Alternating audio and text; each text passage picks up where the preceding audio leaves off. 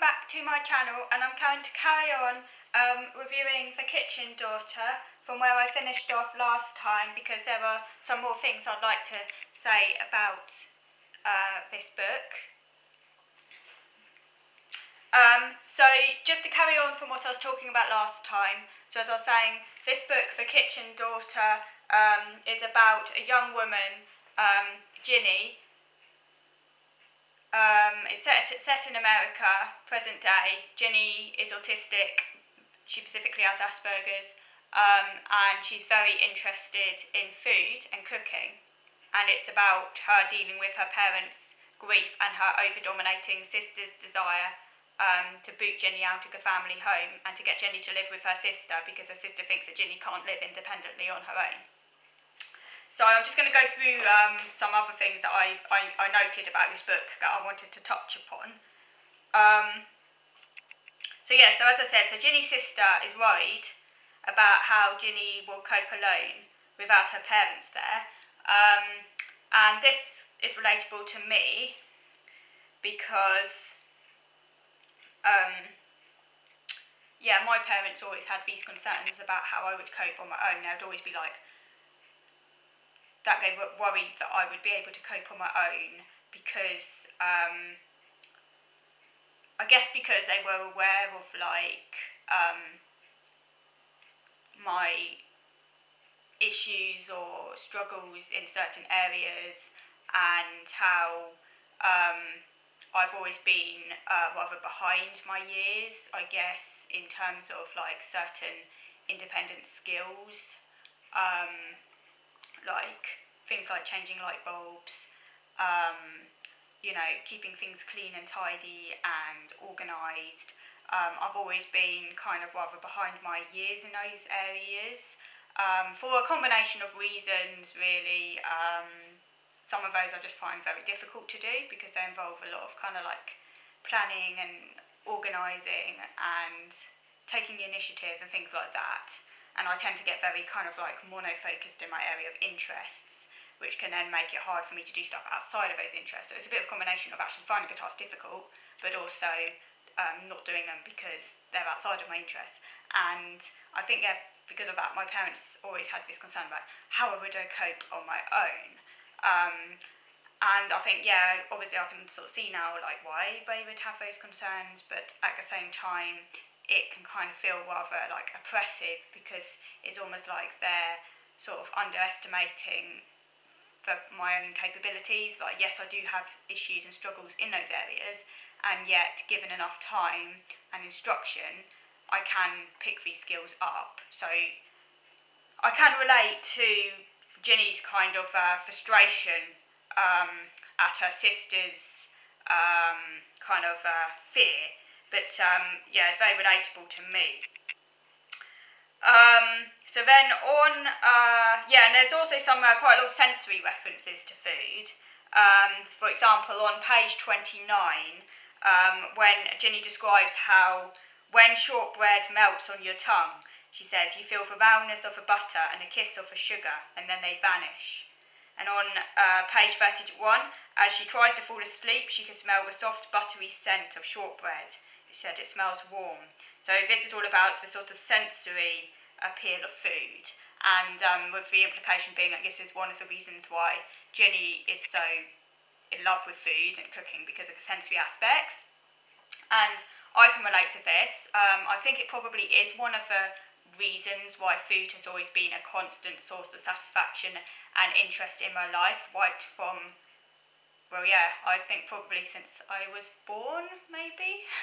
Obviously, I don't know remember how I was as a baby, obviously, but certainly I've always, I think, been in love with food, I think, to some extent. And I think, the sort of sensory aspect of it, because it's interesting because in autism, you often hear about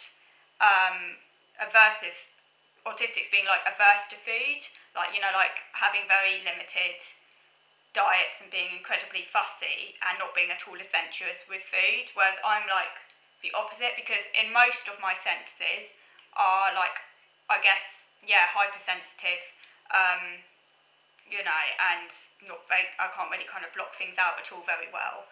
But in terms of taste, that is something that gives me a lot of pleasure, and that I actively seek out tastes.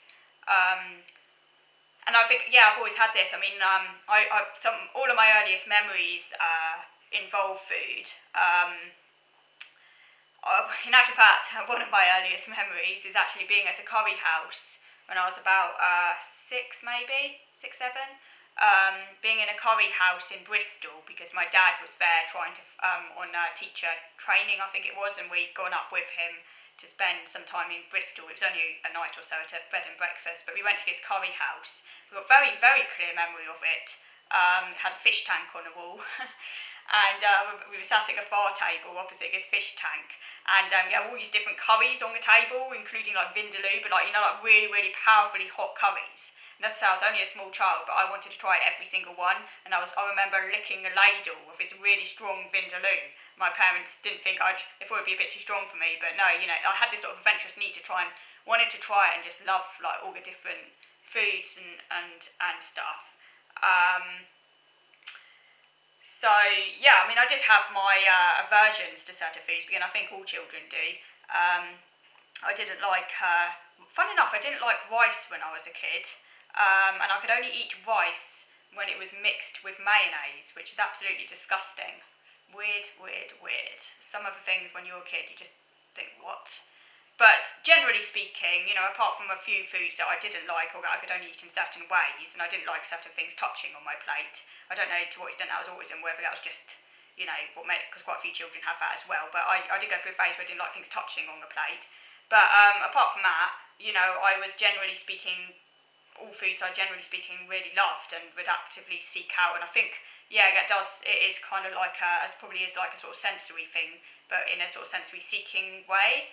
Because I think it's got to be, because considering the extent and the obsessiveness of it, and there would be instances, of course, where I'd even like overeat at times when I was a kid, because I didn't have the awareness back then of health and things like that. You know, obviously it never affected me. I've always been very slim, and because I was such an active child, and this didn't happen that often. It was only when I could get away with it. But I would absolutely stuff myself. I remember one time when I was in year 5 at primary school, I ended up eating 5 muffins, one after the other. You know, like 5. When I say muffins, I mean English muffins, the one that come in like cakes. If you're in America, they're like yeah, you know, like a sweet. Yeah, American. No, sorry, not English. What am I talking about? No, yeah, American muffins, aren't they? Because English muffins are the savoury ones. No, sorry, I meant the American muffins. That's what I'm talking about. The ones like cakes. Yeah, which you'll know what I mean. It's like a bit like sort of cupcakes but bigger. Yeah. I ate about 5 of those in a 5. I absolutely stuffed myself. And one time I kept on going back for more and more and more food at year 5 camp, and the teacher was like, "Where do you put it all?" But yeah, just this. So yeah, I can cook. So I think, and Ginny has the same thing. It's this sort of sensory fascination with food and everything about it. You know, like the smells, everything. Again, obviously becomes an interest. She also talks about how on page 36, how in the morning she normally looks at 37 food blogs to check for updates. Kitchuati, I think it must be an imaginary one, but Kitchuati is her favourite.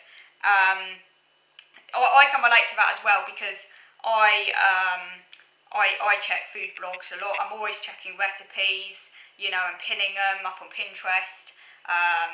You know, BBC Good Food is a favourite for me. I'm always writing up recipes. It kind of is massively part of my life, so I can completely relate to that.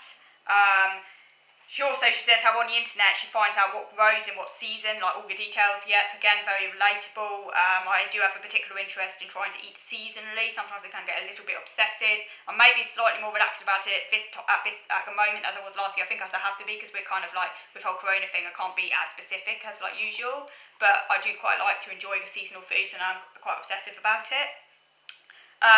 She also shares my interest in words as well. Ostentatious happens to be one of her favourite words. It's not my favourite word. I don't actually know what my favourite word is. But yeah, she likes words. She's learned a lot of words when young by a particular method. When she reads a word that she doesn't know, she looks it up in a dictionary. Yes, I do that. If I actually have a word book. I kept a word book where I put like all the words I didn't know in it with their meaning. I haven't kept that up though, but I have got a word book, and yeah, I do try and look up words. So I have got a very big vocabulary, so I can relate to that. And also because I have synesthesia, I see words in colour, so I think that kind of like makes me like them more as well. So yes, we're going to move on to video number 2 now to carry on this review. So moving on to video number 2.